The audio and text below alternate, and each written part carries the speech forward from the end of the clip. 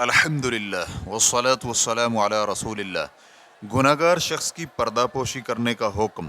سوال کیا گیا ہے، اگر کوئی شخص کسی کو غلط کام کرتے ہوئے دیکھے اور اس کی پردہ پوشی اس نیت سے کرے کہ واعظ و نصیحت کے ساتھ شاید وہ سیدھی راہ پر آ جائے، تو اس کا کیا حکم ہے؟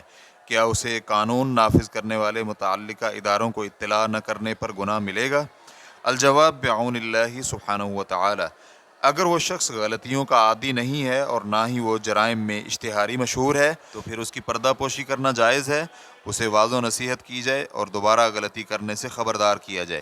لیکن اگر وہ جرائم اور گناہوں کا عادی ہے تو پھر ذمہ داری یہ بنتی ہے کہ اس کی اطلاع ایسے افراد یا اداروں تک پہنچائی جائے جو اسے ایسی سزا دیں جس سے وہ غلطیوں اور جرائم سے باز آ جائے۔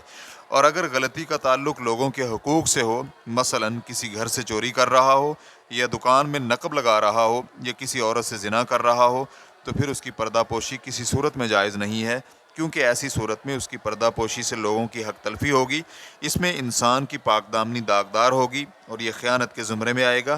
اسی طرح اگر یہ معلوم ہو جائے کہ اس نے کسی شخص کو قتل کیا ہے یا کسی مسلمان کو زخمی کیا ہے، تو پھر بھی اس کی پردہ پوشی درست نہیں ہے، اس سے بھی متاثر مسلمانوں کی حق تلفی ہوگی، بلکہ اسے چاہیے کہ متعلقہ اداروں تک یہ بات پہنچا کر اپنی گواہی درج کروائے تاکہ مظلوم مسلمان کو اس کا حق مل سکے۔ فتوی الشیخ عبداللہ بن جبرین واللہ تعالی اعلم۔